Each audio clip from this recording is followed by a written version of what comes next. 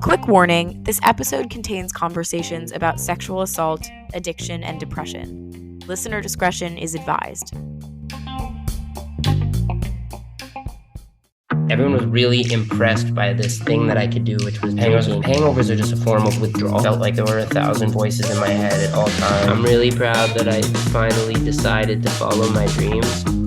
Welcome back, everyone. Today I'm here with Luke. I know him through Generation SOS. He's a sober speaker for us.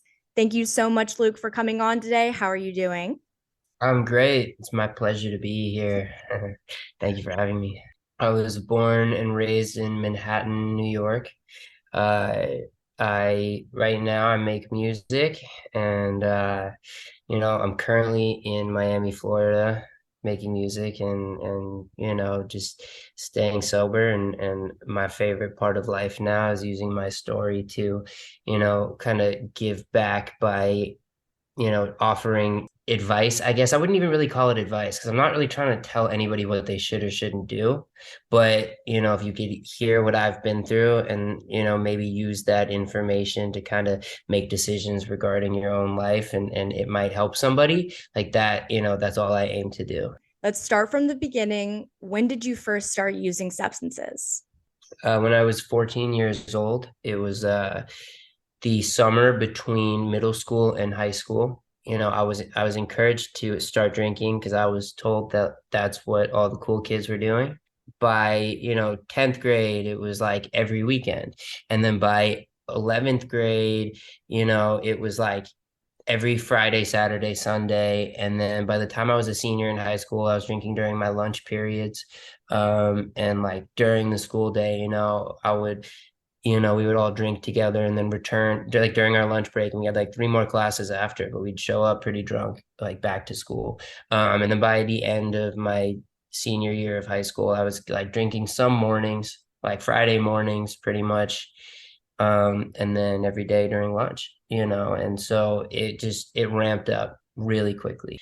So this is now 2015 when I start NYU, and I join a frat. The pledging part, like they give you like, things to do that are not, not fun. And I was like, I'm going to show them like, whatever they ask. So it just became, most of it involved drinking. And so, they'd be like, chug this thing, and they'd think it's a lot. And I'd be like, all right, cool. I'm going to chug this thing, and then also throw 2 beers on top of that, and then throw a couple shots on it, and we'll call it a day. And so they instantly loved me because like, I just kept one-upping everything they told me to do. And so, I became this like, they would put me in the center of the room at parties where everyone else had to work, and all they would ask me to do, and like everyone's like sweeping the floors and like bartending, and for me they would just gather all the brothers and all the girls and everyone who was at the party, and they would just pour these mixed cocktails for me of like beer, Everclear, rum, tequila, and like put it in one glass, and they'd be like, chug this, and I'd be like, easy. And that was my party trick. And I got like, everyone was really impressed by this thing that I could do. I would just keep coming home like barely able to speak, to the point where when they were like offering out pledge names, I was like, pledge I can't feel my face, because I was just always like that bad, and but I enjoyed it. And it got even worse when I noticed the progression of my drinking. It was like drinking with friends, drinking at parties. It was always like a social thing for me. But then sophomore year of college is when I met this girl that like I fell madly in love with, and she became my drinking buddy. And then when I met her, it was like everything that I did felt like a party. The drinking, like, it didn't increase because I was already doing it so frequently, but I didn't need a party or a group of people anymore. So she and I were just drinking, like we drink before dinners, at dinner, after dinner, before movies, during movies, after movies. And it was like, became every day, me and her drinking for everything we did. But then, she eventually was like, this is kind of dark and I don't enjoy doing this and I don't want to do this anymore. Right. But I was already hooked without realizing that I was hooked. And so I was kind of like, oh, okay, but I would drink and she wouldn't. And that was like the first time that I was drinking alone, but it didn't feel like I was drinking alone because I was drinking with my drinking buddy. She was just taking a break. And that was the gateway to me drinking like completely by myself, because then when she and I broke up, I just continued the pattern of drinking alone. I was doing it anyways. I just didn't realize I was doing it. the majority of times that I was getting drunk became me blacking out in my room alone to go to sleep. Hangovers are just a form of withdrawal. And I learned that, and I said, oh, so like I can make the withdrawal go away by drinking in the morning. And then it just became this like terrible cycle where I was always drinking, like 24/7. And then one of the reasons I liked it so much was because it was for the first time in my life that I didn't feel like overwhelming, crippling anxiety that like it had a physical sensation to it for me, and like it just made me overthink everything, and it felt like there were 1,000 voices in my head at all times, and they were arguing with each other, and alcohol made the voices like just they stopped. There was one summer where I was doing Xanax like every Friday, Saturday, Sunday, and then drinking on that, and like it gets really dark. On one of the nights where I was on Xanax is when the next day, like my parents sent me to rehab. So like give me a timeline. How old are you? What year in school are you, kind of thing? I'm a senior in college. After a night of like drinking and being on Xanax, I showed up to this therapist in the morning, like barely able to speak. And they were like, your son has to go to rehab or he's going to die. And this therapist was probably right. But, so I went to Karen for a month. It wasn't fun. I don't know if I really wanted to go for me, which is why I don't think it stuck. I got out, I stayed sober for 103 days. I went back to drinking after that. Within a week of that relapse from that 103 days, I was like getting into a drunken bar fight and like getting put in a cop car, 1 week. When I was counting days, I was really counting down in my mind because I was always like, once I get around 100, that's okay. Like that's enough. And that's just how quickly things got back to where they were for me. That's how quickly things progress. And like, after the altercation with the law, I had to do some community service, and my parents were now aware again that I was back to drinking. And so they tried, alternative measures to try and keep me sober. They got this breathalyzer that had a camera on it. It would take a picture of me 3 times a day. I would fail that breathalyzer test a lot, but then at one point I realized that so it would take a picture of me and it would send them an email, and so they didn't have to be around me 24/7, but I'd have to blow into it at certain hours. I figured out how to make like a fake email that looked just like the one from the company, like SoberLink or whatever it was called, and I was sending them like fake emails that I was passing these breathalyzer tests, and I was always trying to find a way around what they were doing. They put me on this pill called antabuse, which it makes you throw up if you drink alcohol, and like that's the only effect. That's not like a side effect. It's like it's supposed to deter alcoholics from wanting to drink. And so I was on antabuse for a while. And then I swapped the antabuse out secretly because they were like making me take it, like administering my antabuse intake. And I like snuck into the medicine cabinet, like swapped the antabuse out with like sleeping pills. And so I wasn't actually on it. And I just kept trying to find ways around not being able to drink. And the reason I got into some of the other drugs and everything was because there were brief periods where like before, I figured out like the SoberLink stuff and they were really on me. I would kind of just switch drugs. And I would go from alcohol to drinking Xanax. I mean, sorry, not drinking. I would go from drinking alcohol to taking Xanax. And I did Coke every day for like 3 months. When I look back on it, the main thing that contributed to my relapse was what had developed into like an eating and workout disorder. And it kind of drove me crazy.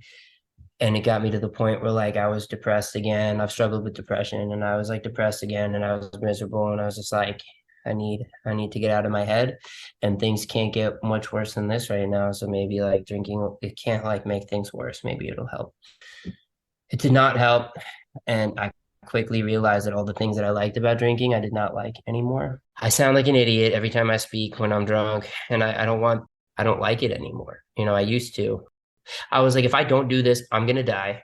If I don't die, I'm going to be miserable. So I have to give up this thing that I love more than anything in the world because, if I don't, then I'm going to die. So I love this thing. And that was alcohol to me. I was like, I love alcohol. I love being drunk, but I have to give it up. And I felt like I was like being forced to leave the love of my life. And now this time around, I do it because I want to. I do it because I know it's the greatest decision I've ever made. And that like my life is so much better because of it.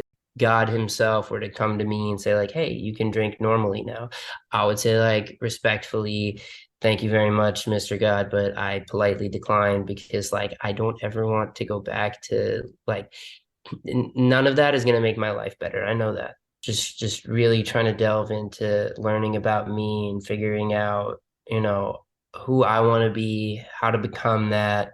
What about me is just rooted in like, ego versus insecurity and why do I live the way that I do? Why do I act the way that I do? And like, how should I act? And how do I do that? And through all that, just like personal self-building and life building and, you know, I'm able to separate my ego and myself and the idea of self and my identity from the art that I make. Like I am not my art.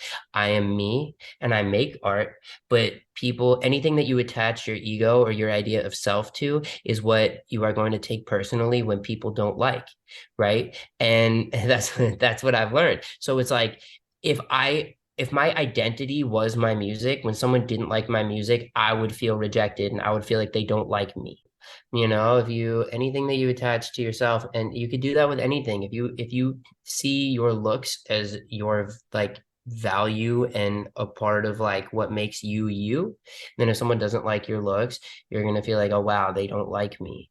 But you could just say like, I am not that. I am, and you decide what makes you you. And if you want to make that a part of your identity, that's fine as well. But you decide what you value in yourself and what's important to you about you and what makes you you. And then at the end of the day, like you can decide to focus on the people who appreciate that aspect of you and like who you want in your life and who you don't want in your life and whatever. And so basically, just to tie back into what got on this tangent, having fixed like my mindset and my outlook on life first, and then now being able to go back and do the things that I've always wanted to do, I definitely think everything's going to be a more enjoyable experience, because I just know how to kind of live a little more, I don't know, loosely and an enjoyable kind of just like it's not that deep way. What is one thing that you wish people knew about addiction? I want this to apply to addiction and just like certain mental health issues, is that like before you make prejudgments about anybody that you see, like consider what they may or may not be going through. I This is just like anecdotal, but I walk my dog every morning. And I've become very friendly with this one person who they don't have a home and they live on the street. And very often they're drinking like wine in the morning. They have this like bottle of red wine. And I know that, there are a lot of people out there who didn't get like early, recognition of the fact that they were dealing with a disease or any sort of treatment or any sort of compassion and love, and ended up really down on their luck. And now, it's very hard. They're in a place where it's hard to make a change and it's hard to make a difference and it's affecting them. And so like maybe you see like, a homeless person on the street and, you might be like, why don't they have a job? But it's like, maybe they don't have a job because, they're dealing with an addiction or a mental health issue, and they're not able to get the help or treatment that they could really use, and it's affecting their ability to hold the job or hold, just because I think that if I hadn't gotten sober or I hadn't have the support that I had or I hadn't have the family that I had, like I wouldn't have been able to hold a job. I wouldn't have been able to support myself. I wouldn't have been able to, really play a role in building the community around me in any positive way. And I know I would have been really down on my luck. And so when I see people who are down on their luck now, I'm always like, I wonder what they're going through, and I wonder, and so I think that, a lot of the people that you see around you who you're prejudging and deciding that like, they're whatever the prejudgments are, like they might be going through something that you don't know, and like maybe lend a hand instead of like, casting them off. It's true. It's all true. I hope everybody hears that loud and clear. For all of our listeners, play it back if you need to, but hear it. Don't just listen, hear what Luke just said. What's one thing you're proud of right now? This is such a lame answer. I'll give you my lame answer and then I'll give you a real answer. The lame answer is me. I'm very proud of me. I'm really proud that I finally decided to follow my dreams. I used to self-sabotage because I thought that if I tried my hardest and I failed, it meant that I wasn't good enough. And now in my life, I know that like there's no worse feeling than knowing that you didn't try your hardest, because then you'll always wonder what could have been. And the what if is so much worse than knowing that you couldn't do it. Now, when I can't do something, I'm like, okay, it wasn't for me. Or, like you talked about control. And I'm like, okay, the universe doesn't have this in my plan. This is not something that I'm able to accomplish, but I gave it my all and I know that I can accomplish it. And I can live with that because I tried my best. Why is he doing this? Does he want to be famous? Like, is he like, none of that matters. I'm doing it because it's fun and I want to do it the same way that if you want to play basketball because it's fun, even if you don't think you're going to go pro, just go do it because it's fun and you like it. For more conversations like these or to find a support system near you, go to generationsos.org.